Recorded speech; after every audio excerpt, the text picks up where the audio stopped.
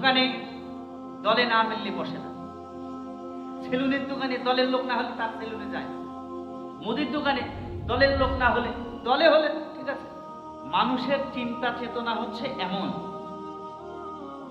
সেলুনের দোকান থেকে শুরু করে, চায়ের স্টল থেকে শুরু করে, মুদির দোকান থেকে শুরু করে, গার্মেন্টসের দোকান থেকে শুরু করে যা আছে, ইভেন বাসা বাড়িতে কাজে অনেক সময় আমরা লোক টোক নেই, আর কাজে লোক নেই, আমার বাসার কাজে, মাঠের কাজে সব দল দেখে দেখে করা হয়।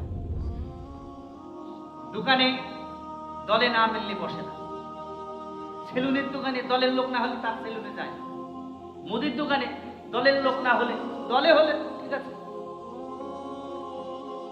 মানে এমন ভাবে দলটা বোঝে যে দলের যদি হয় তাহলে 50 টাকা ছাল 68 টাকা কেজি নিলেও সমস্যা না, আমার তো দলের লোক। আমি তাজ্জব হয়ে যাই, মানুষ সব জায়গাতে দল, মুদির দোকানে যাবে দল দেখে দেখে যায়, চায়ের স্টলে যাবে দলে মিললে যাবে সেই দোকানে, না হলে যাবে। তাজ্জব।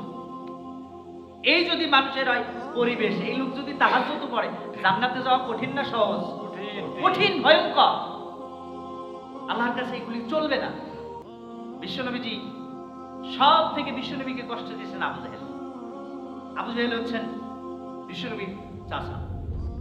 আবু জেহেল সব থেকে কষ্ট দিয়েছেন, আর নবীজি সব থেকে চেষ্টা করেছেন আবু জেহেলের জন্য। কথা বুঝলেন? নবীজি সব থেকে বেশি চেষ্টা করেছেন আবু জেহেলের জন্য।